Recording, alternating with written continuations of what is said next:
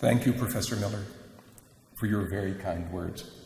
Chancellor Lennox, Vice Chancellor Professor Gillies, ladies and gentlemen, fellow graduates and guests. It's a great pleasure to be here back in Glasgow to receive this wonderful award from your university, the University of the Common Good. I feel particularly connected to this institution, not only from the kind mentorship that so many of your faculty members, especially Professor Gillies, has offered to me over the years. I'm humbled to stand here before the people that I believe are going to change the world for the better. I've had the pleasure of being connected with so many wonderful activities of this very university, and I'm proud to stand here before you, the university that launched the Grameen Caledonian College of Nursing in Bangladesh, a country to which I hold important ties, to the pioneering work of the university that you're carrying out at the Mary Robinson Center for Climate Justice, the commitment to sustainable business development as seen through the programs of Glasgow, Caledonian, New York College, where I had the pleasure of being involved in the early strategic planning.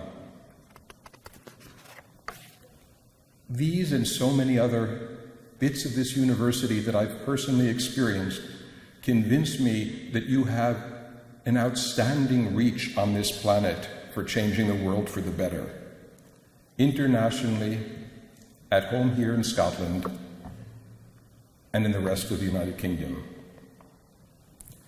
When I look at your bright, shining faces and the potential that I see behind your eyes, I think back on the time that I was sitting in a similar position when I was being graduated from my first undergraduate degree, and I sort of thought about, one, what type of positive change might I be able to make in the world when the problems are so huge?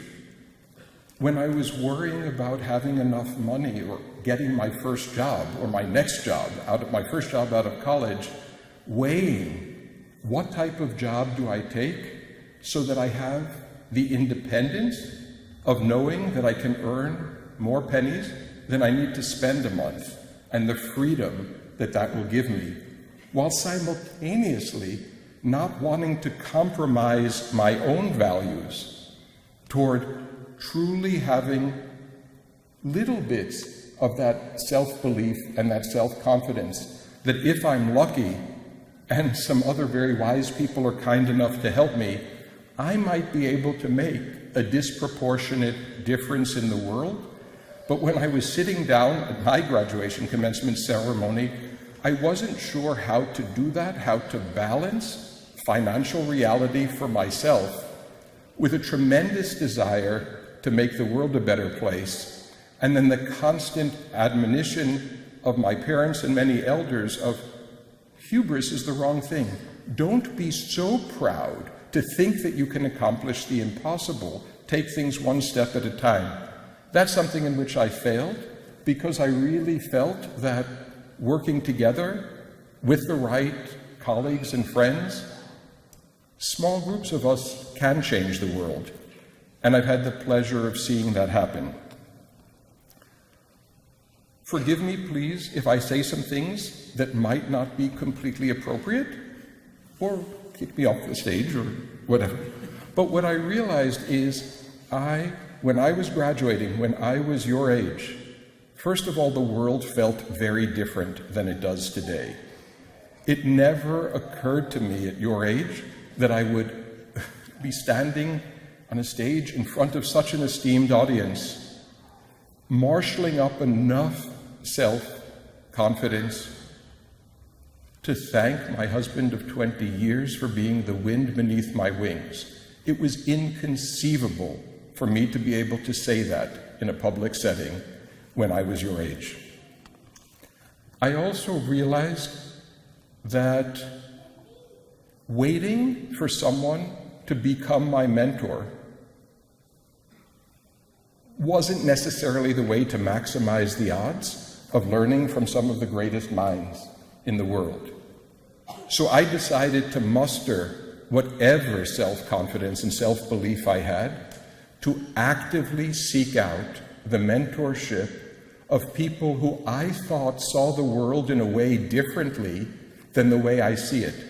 The people who felt most different from me, the people that I felt almost an inclination to flee because their worldview was so diametrically opposed to that which I grew up believing and understanding. And it's from those people that I aggressively and sometimes in too pushy a way sought out their mentorship. I started with, made a list when I graduated. Who are the 2 or 3 professors from whom I've learned the most, but realized it was only the tip of the iceberg? I made it a point to stay in touch, to follow up, to rudely show up at office hours when I was no longer paying tuition, but to try to develop those relationships. And I'm proud that some of those professors who many decades ago agreed to talk to this recently graduated young student are some of my closest friends today, and they've become major mentors in my life. They're not paid to do that. They care. When I think of one of these mentors, what could you hear during a commencement speech that 20, 30, 40 years from now would actually have been valuable? Well, I think we've had an example earlier today, and I'm very moved. If I can share a couple of tidbits that I've heard, and I've culled from hundreds of graduation and commencement speeches that have actually helped in my life. One was from a person who subsequently became my friend and my mentor, Elie Wiesel. He was awarded the Nobel Peace Prize a number of decades ago. He had one of the worst childhoods I could possibly imagine, and he managed to lift himself like a phoenix out of the ashes. But he admonished me. He wasn't one of those easy, sweet mentors who showered me with praise. Every day, and I had the pleasure of spending most mornings with him, he would ask me, what did I do to make the world a better place yesterday? What am I going to do today? He pushed me, and he encouraged me to think higher, feel deeper, and not stand idly by in the face of indifference. A fellow honorary of this fine institution, Eva Haller, escaped the Holocaust in Hungary, then escaped the Russian invasion, managed to survive, and she taught me a lesson I never thought I would actually be able to carry out. She taught me to be rude, to be pushy, to not accept no for an answer when you're fighting for the common good. It's okay if people find you annoying and overstepping of your bounds when you know in your heart that you're fighting for the common good. I thank her for teaching me that lesson. It was one that took a lot of kicking in the shins for me to actually feel comfortable adopting. And then I think of the third person, a woman I grew up calling Aunt Judy. Now she's probably better known as Judge Judy Scheinlin. But she told me when I was a little kid, and maybe I was stretching the truth with my parents a little bit to avoid getting chastised for something, she instilled in me the value of unrelenting honesty, not making even those little fibs that seem to make the moment a bit easier. And her way of explaining that to me, which I still remember as a little kid, was her telling me, don't pee on my leg and tell me it's raining. You need to be honest in everything that you do.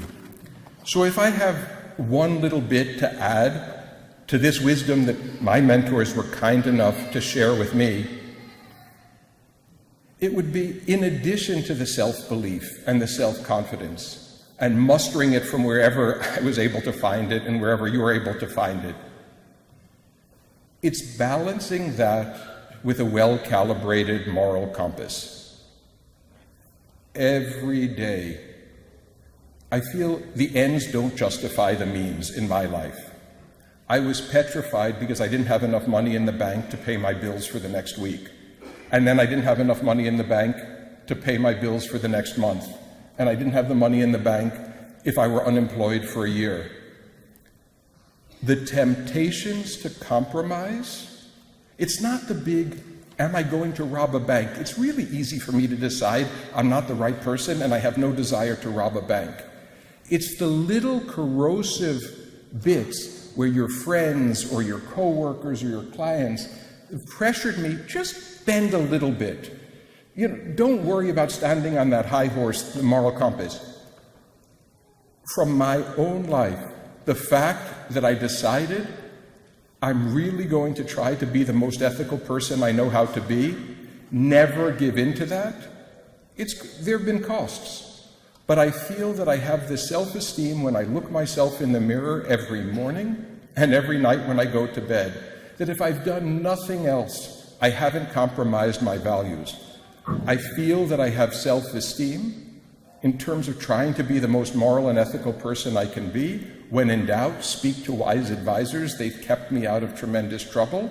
But the combination of the self-belief with culturing and inculcating self-esteem every day has made me one of the luckiest and happiest people on the planet.